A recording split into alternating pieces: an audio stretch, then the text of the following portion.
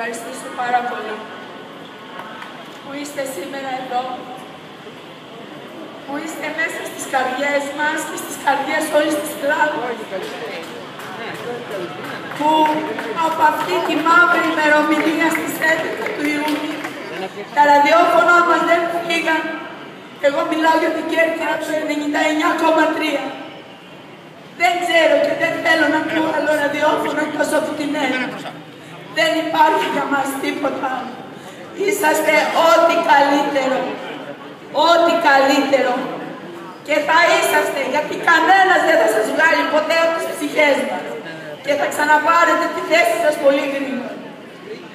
Θέλω να πω ένα ευχαριστώ για όλα αυτά που ακούσαμε απόψε, για όλα αυτά